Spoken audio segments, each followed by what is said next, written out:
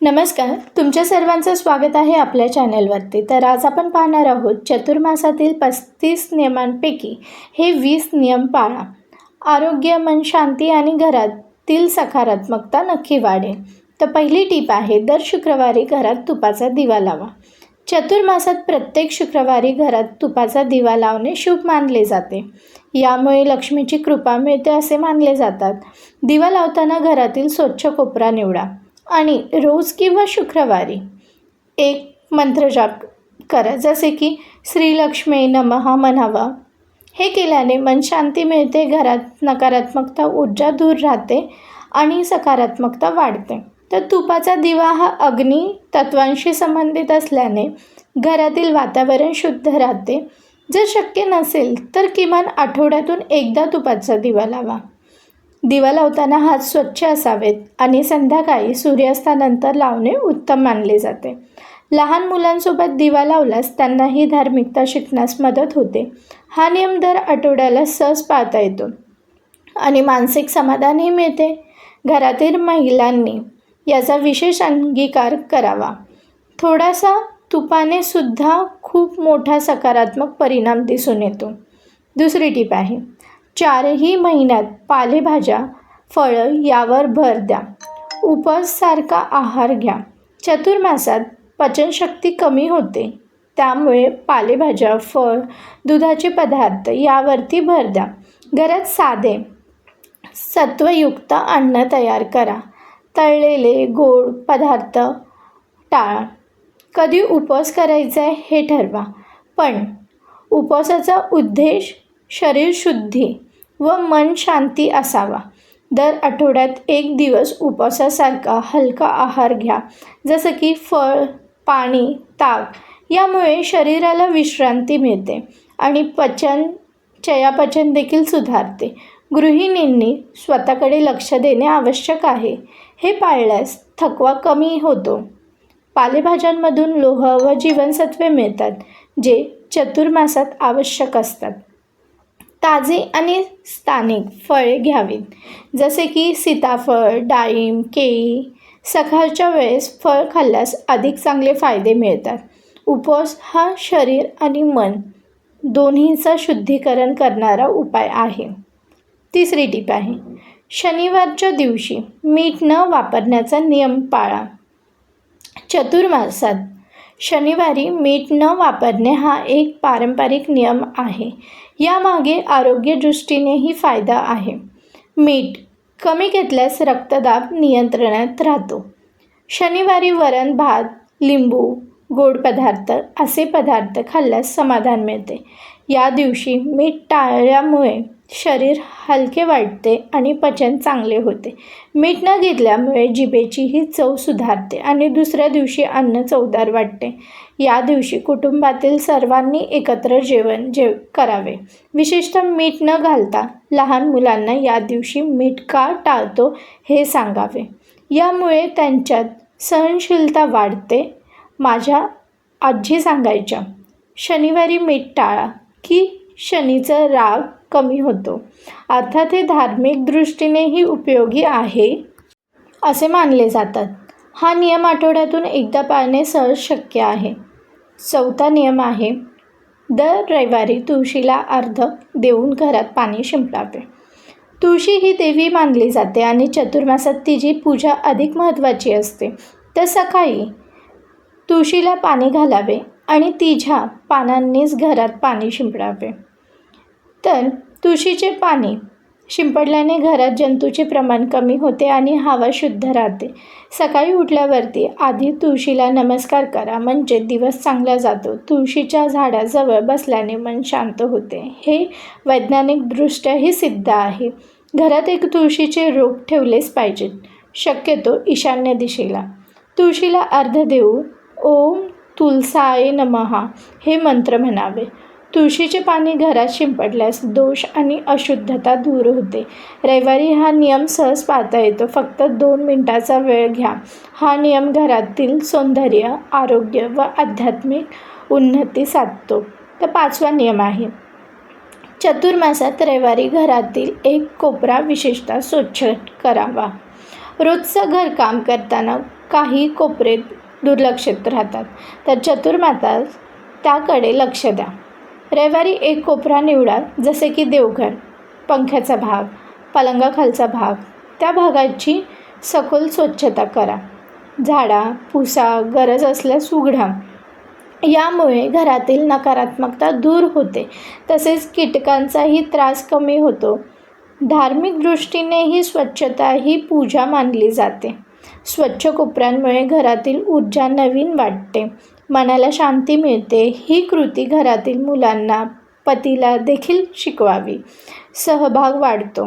रविवारी घरकाम करताना हा नियम नेहमी लक्षात ठेवा. स्वच्छतेतून लक्ष्मीचा वास होतो, असे आपल्या आजी सांगायच्या. तर प्रत्येक रविवारी हा नियम ठरवून पाळल्यास 4 आठवड्यात संपूर्ण घर नवीन भरेल. 6वा नियम आहे आपला, आठवड्यातून 1 दिवस मौन पाळा. तर फोन, गप्पा, टी व्हीपासून थोडं लांब. चतुर्मासात एक नियम असा आहे की मनाला सतोल द्या आणि त्यासाठी मौन महत्त्वाचं आहे. दर आठवड्यात 1 दिवस, शक्य असल्यास सोमवार किंवा गुरुवार, मौनाचा संकल्प घ्या.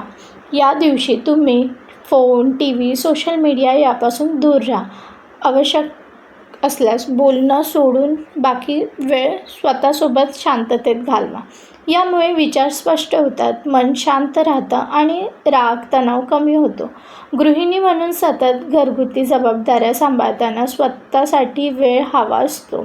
तर मौनाच्या वेळेत वाचन, ध्यान किंवा फक्त श्वासावरती लक्ष केंद्रित करा. सुरुवातीला 2-3 तासाचा मौन ठेवा आणि नंतर हळूहळू तो वाढवा. हा नियम तुमच्या मानसिक आरोग्यासाठी वरदान ठरेल. मौन हे फक्त न बोलणे नाही, तर मनही शांत ठेवण्याचा एक सुंदर प्रयत्न आहे. 7वा नियम आहे आपला, चतुर्मासात दर मंगळवारी एक धार्मिक श्लोक किंवा अभंग पाठ करा. हे नियम फक्त उपवास, अन्नवर्जन करणे एवढेच नाही, तर आध्यात्मिक उन्नतीचाही आहे. दर मंगळवारी सकाळी एक श्लोक, जसं की हनुमान चालीसा अथवा संत तुकाराम यांचा अभंग पठण करा. हा नियम पाळल्यास मन स्थिर राहतं आणि सकारात्मक विचारांची सवय लागते. गृहिणींनी सकाळच्या वेळेत जेवढं जमेल तेवढं वाचन करावं. 5 मिनटं का असेना. श्लोक म्हणताना त्यांचा अर्थ समजून घेतला तर आयुष्यात अनमोल परिवर्तन होऊ शकतं. शक्य असल्यास संपूर्ण कुटुंबाने मिळून एकत्र वाचन करावे, किमान आठवड्यातून एकदा. चतुर्मासात हे धार्मिक शिस्तीचं वेळ आहे, तर ते तुमचं मन आणि घर दोन्ही संतुलित करतं. हळूहळू याची सवय लागते आणि मग दिवस वाचनशिवाय पूर्ण वाटतच नाही. या नियमामुळे घरात चांगली ऊर्जा साचते. धार्मिक ग्रंथ वाचण्याची सुरुवात यामुळे सहज होते. 8वा नियम आहे, चतुर्मासात रोज रात्री झोपण्याआधी तुळशीचं पाणी आणि सेंद्रिय गूळ खा. तर रोज रात्री तुळशीचं 1-2 पान किंवा चमचा गूळ आणि कोमट पाणी घेतल्याने आरोग्यावरती चांगला परिणाम होतो. तुळशी अँटीबॅक्टेरियल आणि अँटीव्हायरल आहे, तर गूळ पचन सुधारतो आणि शरीरातील उष्णता कमी करतो. तर चतुर्मासात हवामान आर्द्रता असतं, तर त्यामुळे सर्दी, खोकला वाढतो. ही घरगुती टीप खूप उपयोगी पडते. तुळशीचं पान चावून खा आणि त्यानंतर गूळ. तर यामुळे तोंडातील जंतू देखील कमी होतात. रात्री हलका आहार घेतल्यानंतर हे सेवन केल्यास झोपही गोड लागते. गृहिणींना दिवसभरात थकवा येतो, तर हा छोटा नियम शरीराला उत्तम आराम देतो. तसेच तुळशीचं पान आणि गूळ हे आपल्याकडेच पारंपरिक इम्युनिटी बूस्टर म्हणून देखील ओळखले जाते. तर स्वतःहून आणि कुटुंबासाठीही याची सवय लावा. तोंडातील चव सुधरेल आणि लवकर झोप लागते. हा नियम पाळला तर औषधाचीही गरज लागत नाही. तर आपला 9वा नियम आहे, दर बुधवारी 15 मिनटं श्वासन साधना करा. अनुलोम विलोम. तर चतुर्मासात बाहेर जास्त फिरणं टाळलं जातं.